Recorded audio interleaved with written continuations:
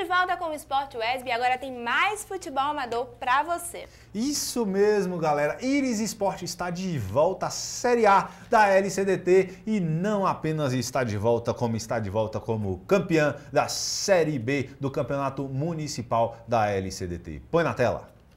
A decisão da divisão de acesso da LCDT teve gostinho de vitória para os times finalistas, Íris Sport e Brasil de Limeira. Depois de enfrentar outras 8 equipes em 38 rodadas, os dois times conseguiram vaga na primeira divisão do Campeonato 2016. Os jogos, neste ano, aconteceram nos estádios Murilão e Edivaldo Flores, este último palco da final. Então foram jogos, como já disse, né, disputadíssimos e que ao final o Íris, que é a equipe que tinha sofrido a queda em 2014, agora em 2015 ele consegue ascender à primeira divisão, a divisão especial e também o Brasil de Limeira. Foram as duas equipes que durante as partidas e as semifinais conseguiram vencer.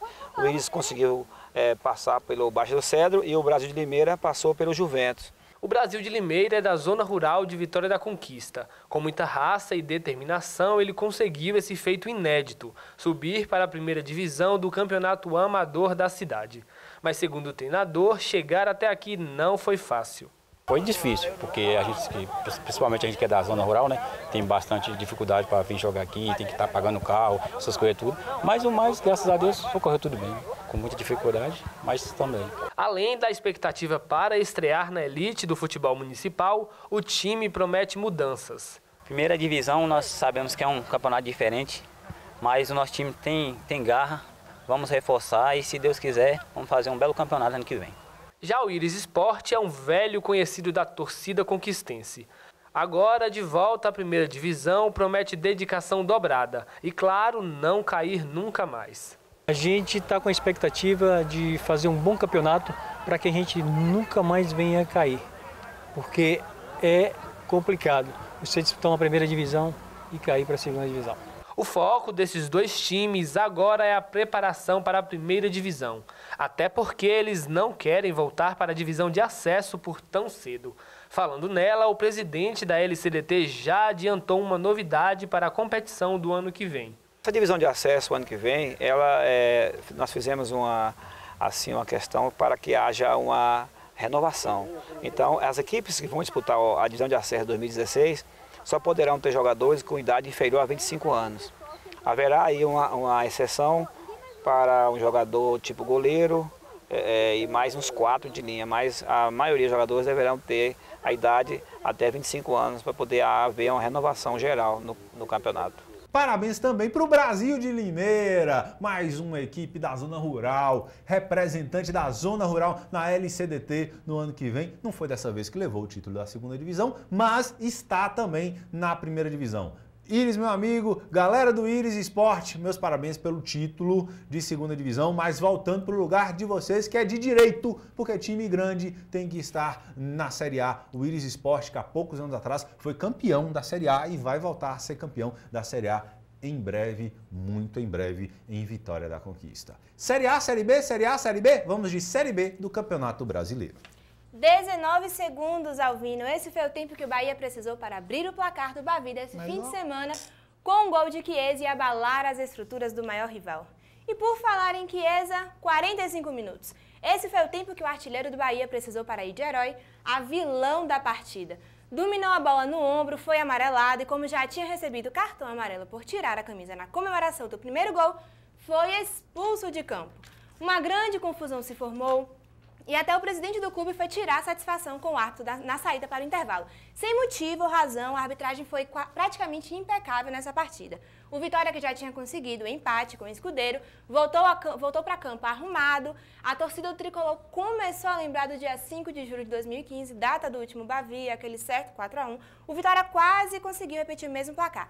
Parou no 3-1, demonstrando maturidade em seu futebol e ressaltando toda uma deficiência técnica e psicológica do Tricolor de Aço. Eu fiquei chocada com aquele jogo, eu não vou mentir. O que aconteceu foi o último gol do Vitória, eu vi alguns comentários, inclusive meu amigo Nielso, grande abraço para o Nielso, que esteve na Farol a Farol comigo, daqui a pouco eu falo da corrida em Salvador, do terceiro gol do Vitória, foi uma troca de passes de mais de 1 minuto, o pessoal já chamando de Vitória de Munique, né, pela troca de passes, mas foi um grande jogo do time rubro-negro aqui do nosso estado, que está em segundo lugar, bem em segundo lugar, que já começa a se estabelecer no G4 e já começa a ver mais possível esta vaga para a Série A do Campeonato Brasileiro, uma vez que tem jogos dentro de casa agora, tem uma sequência legal, tem hoje um time extremamente qualificado e mais sólido,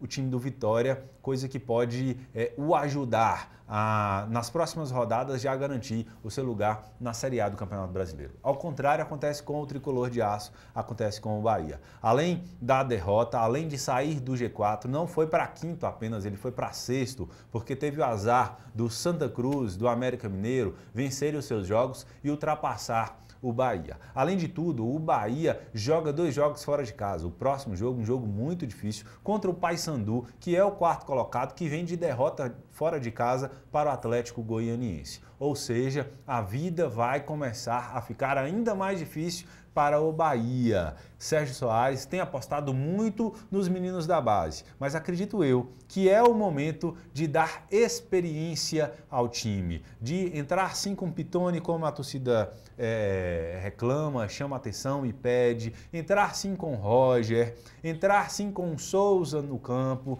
para poder dar um peso de experiência que vem faltado ao Bahia nos últimos jogos, e tomara que seja assim. E isso não é porque eu torço por Vitória ou por Bahia, eu quero e gostaria de ver os dois na Série A do Campeonato Brasileiro no ano que vem. Então eu torço pela reabilitação do Bahia e que o Vitória continue assim, porque está de parabéns. E agora nós vamos para a Série A do Campeonato Brasileiro. E hoje não é com Natália, é com a coxa, é com a panturrilha, é com ela, Josi, põe na tela.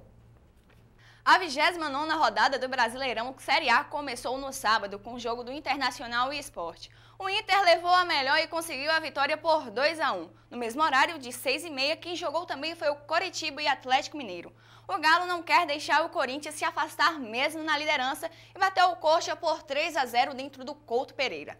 Mais tarde, às 9 horas, foi a vez do São Paulo enfrentar o Atlético Paranaense dentro do Morumbi. Com placar sofrido de 1-0, o tricolor conseguiu a vitória e a esperança de continuar no G4, tendo que secar os outros times nos jogos do domingo. E os jogadores do Flamengo e Joinville, que preferiram estar no domingo de manhã debaixo de um solzinho ameno de 24 graus, fizeram um joguinho morno, mas o Flamengo conseguiu a vitória depois de 3 derrotas seguidas e venceu o Lanterna por 2-0 dentro do Maraca lotado. Quem também preferiu jogar nesse horário foi o time Cruz Maltino, quando o Vasco pensou que iria garantir a vitória e os 3 pontinhos em cima do Avaí dentro da ressacada. André Lima deixou tudo igual aos 40 minutos do segundo tempo. No horário de 4 horas, o Santos pegou o Fluminense dentro de casa. Não teve gol de artilheiro, mas o Peixe definiu a partida com 3 gols e o Flu ainda fez o seu de honra com o Robert. Com o resultado de 3-1, o Santos fez sua parte e entrou na zona da Libertadores. E a Ponte Preta pegou o líder. Dentro do Moisés Lucarelli, a Ponte Preta fez valer o mando de casa e surpreendeu ao segurar a vitória por 2-1 em cima do Coringão. Mas o poderoso Timão não quer saber de derrota. E aos 39 minutos do segundo tempo, empatou o jogo com o Rodriguinho, que entrou no lugar de Elias. E o troféu do jogo nada da rodada vai para Cruzeiro e Grêmio. Nada de gols, nada de mudança na tabela para ambos os times. Goiás e Figueirense jogaram no Serra Dourada e quem levou a melhor na luta para sair da zona do rebaixamento foi o visitante. O Figueira conseguiu a vitória sofrida por 3-2. O último jogo da rodada aconteceu às 6h30 da tarde. 2 alviverdes, uma desexpulsão, 2 bolas em campo, um sonoro gol da Alemanha, não pera, era só o Chapecó marcando 5 gols em cima do 6º lugar da tabela. O Palmeiras foi atropelado dentro da Arena Condá. O Verdão ainda tentou reanimar com o gol de Dudu no início do segundo tempo, mas não foi capaz de conter a Chapecoense. O interessante é que a Chapecoense já havia marcado esse mesmo placar no ano passado em cima do Internacional. Quem será a próxima vítima? E agora vamos falar de gol bonito? A cobrança de falta de Ayrton no jogo do Flamengo contra o Joinville. O garoto colocou a bola onde quis. todas as emoções do Brasileirão. Flamengo sonhando com o G4. Ayrton bateu no capricho. Gol!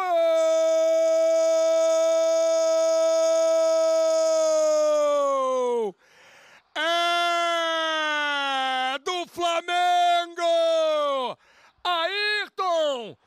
Numa linda cobrança de falta. Ele é especialista em bolas paradas.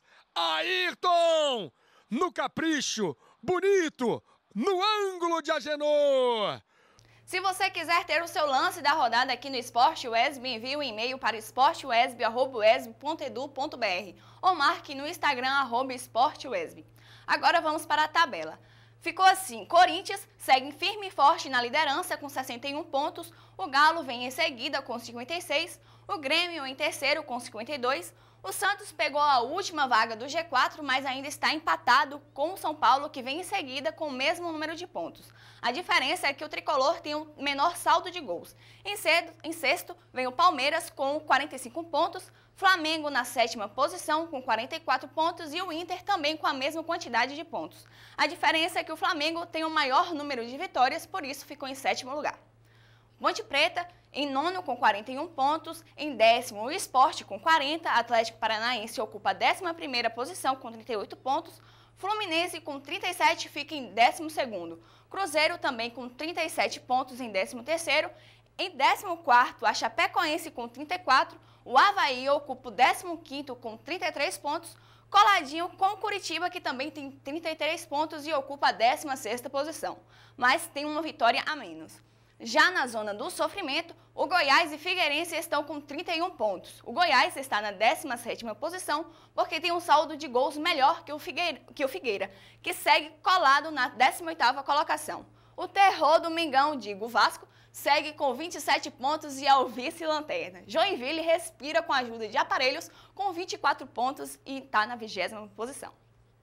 Destaques da rodada. Claro, não podemos deixar de falar desta goleada retumbante da Chapecoense em cima do time do Palmeiras. Não é a primeira vez que a Chapecoense assusta o futebol brasileiro. Ano passado, foi ano retrasado, a Chapecoense sapecou 5-0 no Inter de Porto Alegre e agora em cima de um Palmeiras que teve um jogador expulso, que já estava no vestiário, que voltou para campo, que o juiz voltou atrás. O nosso Marielso daqui de Vitória da Conquista formou uma confusão generalizada no jogo, mas realmente o Egídio não deveria ter sido exposto, sequer foi falta no lance e foi feita justiça. Porém, a polêmica, ele recebeu ou não informações de fora do campo para tomar esta atitude, é o que a gente tem que apurar e ver. Resta saber e resta falar que na súmula ele não cita nada em relação ao episódio Egídio expulso, foi para o vestiário e voltou a campo, cena bizarra do futebol brasileiro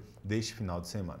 Outro grande destaque foi o Santos, que venceu mais uma vez, venceu bem. Grande falha do Diego Cavalieri, dando a bola no pé de Lucas Lima. Quando a fase é boa, né? Quando o cara tá, tudo que o cara faz dá certo, ele coloca a bola no pé, no chutando o goleiro, a bola entra. Gol de Lucas Lima. E o Santos, que vem soberano na Vila Belmiro, assume esse quarto lugar que era do Palmeiras. Porém, com vitórias de Flamengo e de São Paulo, embola ainda mais essa luta pela quarta vaga. São Paulo, Flamengo e também o Inter de Porto Alegre venceram na rodada e embolaram ali junto com o próprio Santos e o Palmeiras. Essa briga vai ficar legal para o restante do Campeonato Brasileiro. Lá embaixo, na zona de rebaixamento, não tivemos mudanças, graças ao empate injusto do Vasco da Gama, que vencia até os 40 minutos do segundo tempo e teve um pênalti mandrake marcado para o Avaí aos 40 minutos, que empatou e freou aí a reação vascaína no Campeonato Brasileiro. Lá na frente, mais uma vez, o Atlético diminui a distância do Corinthians de 7 para 5 pontos, graças à Macaca, a Ponte Preta de Campinas,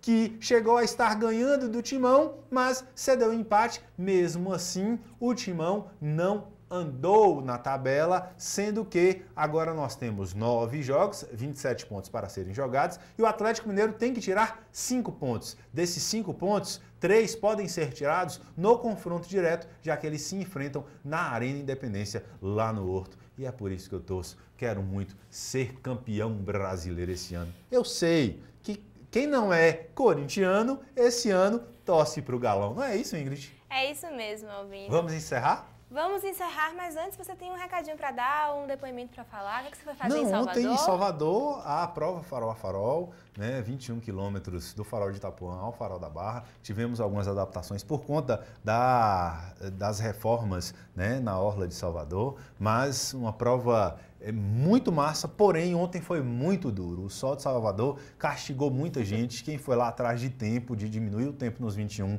não conseguiu. Foi o meu caso, tá? Quebrei no meio da prova. Fui acompanhado por um senhor de 65 anos de idade que me puxou mesmo e virou para mim e falou assim, bora, bora. Nós terminamos com 1,38, que é um temporal pro clima que tava. Então, assim, foi muito legal, muita gente de Vitória da Conquista, umas 50 pessoas de Vitória da Conquista, todos chegaram bem, todos fizeram o seu papel, né? E o seu papel de invadir Salvador, uma onda conquistense, uma onda runner conquistense, que foi muito legal, muito pacífico, muito interessante, muito gostoso o envolvimento de todo mundo. E eu volto a falar, corrida de rua não é um esporte individual como se pensa. A gente faz muita amizade no caminho, a gente ouve muita história pelo caminho. Eu tive a amizade e a história do seu Félix, 65 anos de idade, fazendo uma meia maratona como um menino e me ajudou muito, mas muito mesmo. Grande abraço a todos vocês e até a próxima segunda. É isso aí, Alvino. Parabéns a você, a Carla Simões, foi a primeira corrida dela, e a todos os conquistenses que participaram do Farol a Farol. Um beijo a todos e até segunda que vem.